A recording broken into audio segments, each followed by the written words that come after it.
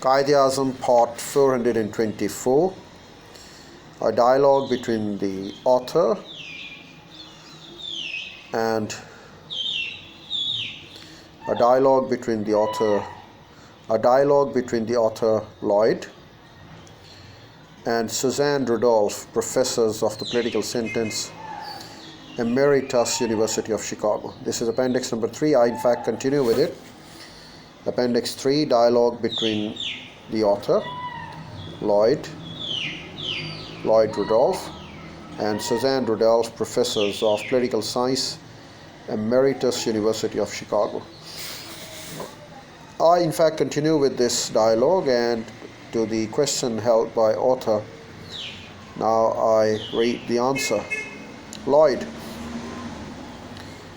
having spoken above of India encompassing any nation in the framework of nation and state discourse, I would like to shift ground here to agree with you that one can talk about India as an imagined community, a term invented by Benedict Anderson in a book of the same name, and as a state of mind and a phrase used by the Amitav Ghosh in an essay some years ago to explain why India can't be defined as was allegedly case for original modern nation.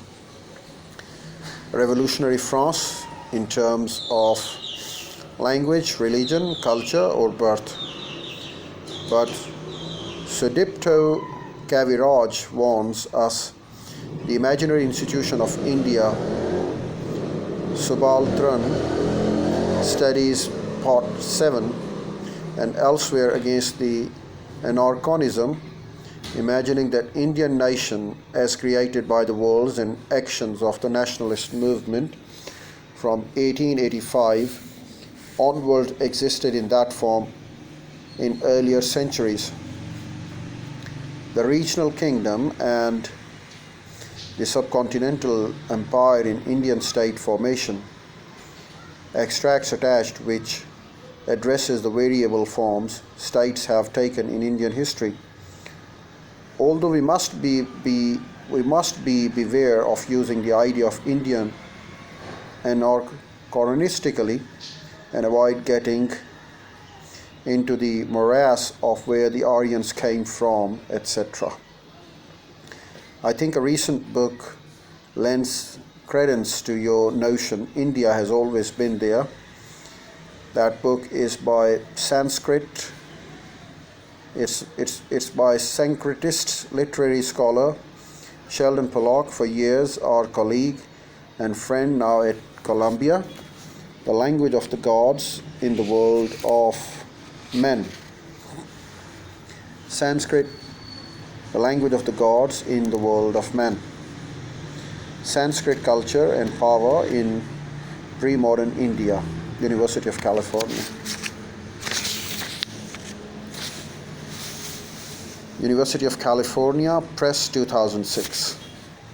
Sheldon Pollock examines how new literature and identities took shape in response to and in sense against Sanskrit literature, text, ideas, civilization, ideas. Still there was a continuity along the differences and contestations. I simplify it. It may prove worth your time to consult this book. Extracts of the subcontinental empire, extracts of the subcontinental empire and the regional kingdom in India, Indian state of formation. Written by Lloyd I. Rudolph and Suzanne Huber Rudolph. Critique of extant state theory. Critique of extant state theory. State formation in Asia and Europe. A reconceptualization, explanation of state formation. The state-society relationship and stateness have been based on the interpretations of the history of the West. The failure to take account of the non-Western historical experiences presents critical obstacles to an understanding of the state in Asia. Social and political changes in Asia have been both like and unlike changes in the West.